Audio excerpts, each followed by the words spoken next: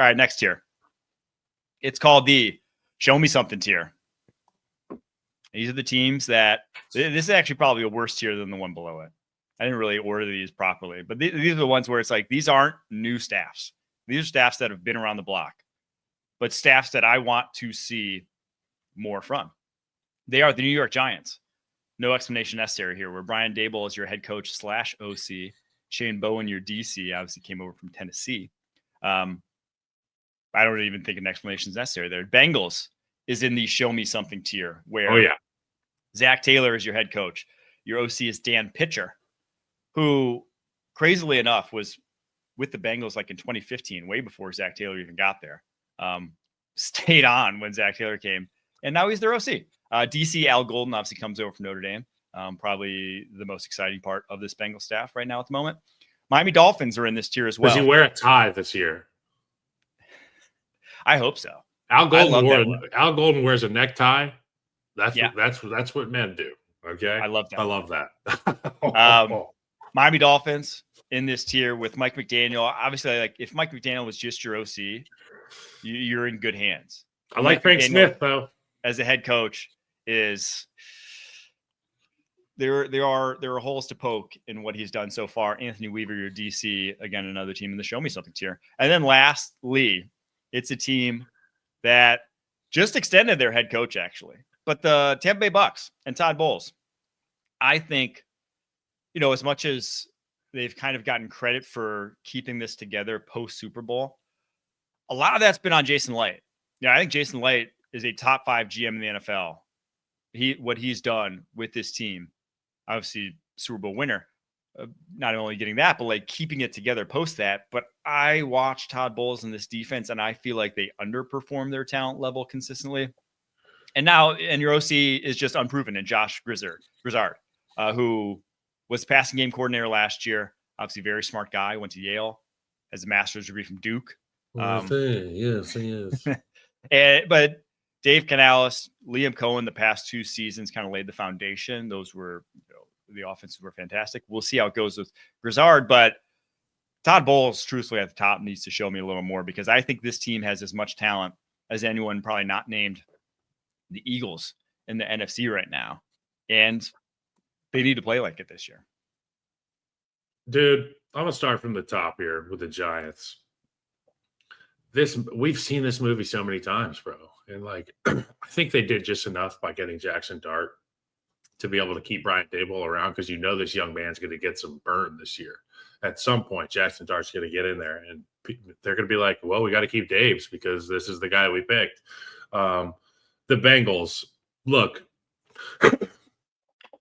everybody involved in the defensive game planning, the defensive performance last year should be thrown in jail, except for Trey Hendrickson. They should just give Trey Hendrickson the key and put him outside the jail. And when he deems them ready to go, he can let them out of jail. Let's hope that Al Golden can turn this thing around. I've known Al Golden for a very long time. I knew him when he was at the University of Virginia. Obviously, he ended up at Miami and then Notre Dame. He's been everywhere. But he's classic old school football guy. Hopefully they'll be able to fix some of those self-inflicted wounds there on the defensive side of the ball. Dolphins, Mike McDaniel, what are we going to get out of Tua from a health standpoint? But there's nobody that puts Tua in this offense in better positions. I love what they do in the screen game. I love the explosion that they have from their players. If they can get something out of Tyreek Hill, it could be a lot of fun. Frank Smith, I had him as a tight ends coach in Chicago. Really, really, really brilliant guy. And somebody who has a ton of experience in the offensive line. So I feel like him as the OC is just an extension of the O-line coach, tight ends coach. And it's always good to have multiple voices. Weaver, you said, let's see some stuff. We need some health on the defensive side of the ball for the Miami Dolphins. The pass rushers got to stay healthy in order for any of this thing to work. And for the Bucks, I love Todd Bowles. Glad he got the extension. It is impressive that they're competitive every year. But to your point, they're playing below their talent level defensively. If they can shore things up on that side of the ball, the Bucks could be right there at the top of the conversation as we approach meaningful football time this year. Yeah, that's why I kind of put them in this tier. It's not that you're screwed with these staffs. It's just that they've been a little up and down. And when you rank them and look at some of the others around the league, you're I feel myself continuously, just comparing them to what we'll see in the next tier. I'm probably taking every other staff in the next tier above what's in this tier. So because of that, we'll get to those tiers.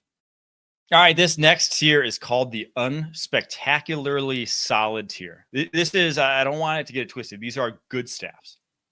I just, compared to the next tier, they are not at the forefront of schematic innovation, shall we say, for the most part. There are some teams have one guy maybe that's very good, another that maybe leaves a little bit to be desired. We'll explain it when we get to them. And the first one, I'm leaving myself open here, is called, in the Unspectacularly Solid tier, is the Philadelphia Eagles, which they've not been happy with me for how I ranked their quarterback position, even though I think I put every other positional group on their roster in like the A or the S tier. Unfortunately, did not put Jalen Hurts in the A or the S tier. And I'm not putting their coaching staff in the A or the S tier either. Where Nick Sirianni is your head coach, Kevin Petula is your OC now, after obviously they've ran through 3 different OCs the past 3 years. He comes over as the passing game coordinator from the past 4 years, which if you've watched their passing game, at least last year, isn't something I'd hang my hat on as an OC. And then your DC, Vic Fangio, obviously he is one of the GOATs, a tremendous defensive coordinator. So maybe I'm being a little harsh putting him there. You are, because you know what? This is all about Petula, isn't it? You just have a Petula issue. Oh, and Sirianni. Why do you have a Sirianni issue? Sirianni's 48-20 in the regular season. He's got a 706 winning percentage. It places him 3rd highest winning percentage by a head coach in the Super Bowl era, only behind John Madden and John Madden. AI didn't help me out with the second name. Postseason, though, 6 wins, 3 losses. Look, all I'm saying is Nick Sirianni, as annoying as he is, you got to give him his flowers. And you just said Fangio is one of the best to ever do it. So I'll be right here waiting outside with my Philly cheese, ready to talk some shit to you, Renner, as many Philadelphians will.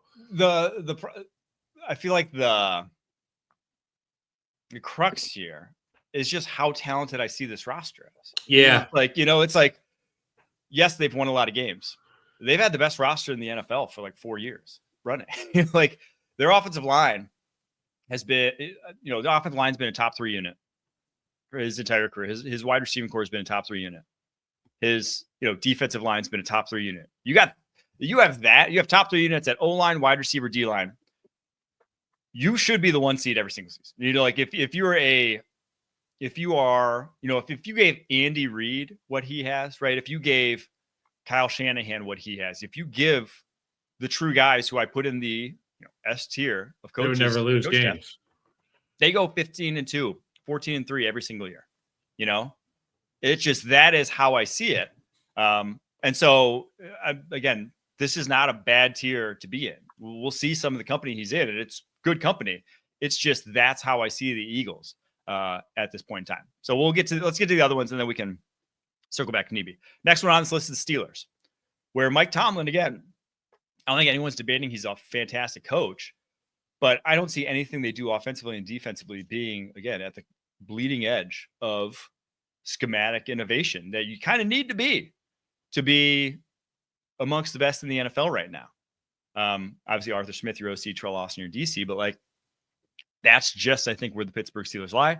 I put the New England Patriots in this mix with Mike Vrabel as head coach, Josh McDaniel at OC, DC, Terrell Williams. I put the Las Vegas Raiders in here, Pete Carroll at head coach. Now, Chip Kelly is another one like Vic Fangio, where it's a wild card. He is and can be, and I think should be, at the top end of the offensive coordinators around the NFL, but we really don't know after his time in college. So that's one where I put him here, but doesn't quite fit the bill of the tier name. And then Patrick Graham at DC. And then lastly on this, Cleveland Browns, where your head coach is Kevin Stefanski, OC Tommy Rees, and DC Jim Schwartz. Let me hear it. Tommy Rees. Domer. Go Tommy Rees. I remember saying his, so I was one and only year as OC at Notre Dame. I was on like a Notre Dame podcast. I was like, dude, I'm so glad he's not the OC at Notre Dame anymore, because they didn't actually have a good offense that year. I was like, he is OCing and calling plays like he wants to be an NFL offensive coordinator.